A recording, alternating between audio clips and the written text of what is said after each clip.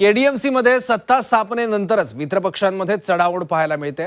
महापौरपद शिवसेनेकडे गेल्यानंतर आता स्थायी समिती सभापती पदावरून भाजप आणि शिवसेनेची चढाओढ सुरू आहे। दोन्ही पक्षांनी आपापली भूमिका ठामपणे मांडल्याने महासभा लांबणीवर पडली आहे आणि बजेट देखील लांबणीवर पडलंय। त्यामुळे शहरातील प्रलंबित प्रश्नांवर निर्णय कधी होणार असा सवाल नागरिक उपस्थित करतात।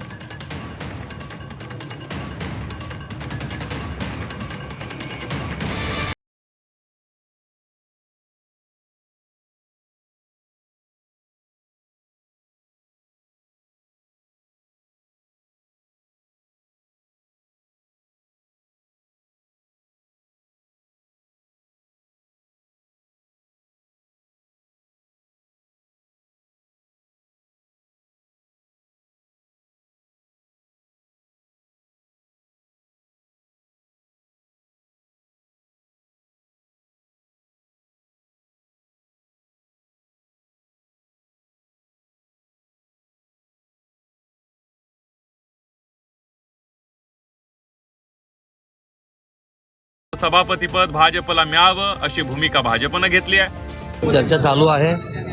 आमचे प्रदेशाध्यक्ष दादा आमचे रवींद्र चव्हाण साहेब आणि एकनाथ शिंदे साहेब यांची चर्चा चालू आहे।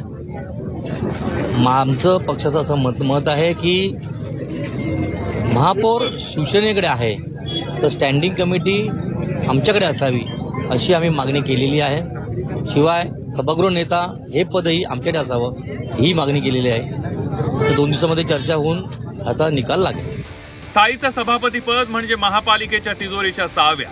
शिवसेना कल्याण डोंबिवली महापालिकेच्या तिजोरीच्या चाव्या भाजपच्या हाती देण्यास तयार नाहीये। भाजपला काहीही दावे करू देत, शिवसेना स्थायी समिती सभापतीपद सोडणार नाही अशी आक्रमक भूमिका शिवसेनेनं घेतली आहे। भारतीय जनता पक्ष काय बोलते या भारतीय जनता पक्षाचा अध्यक्ष मी नाहीये।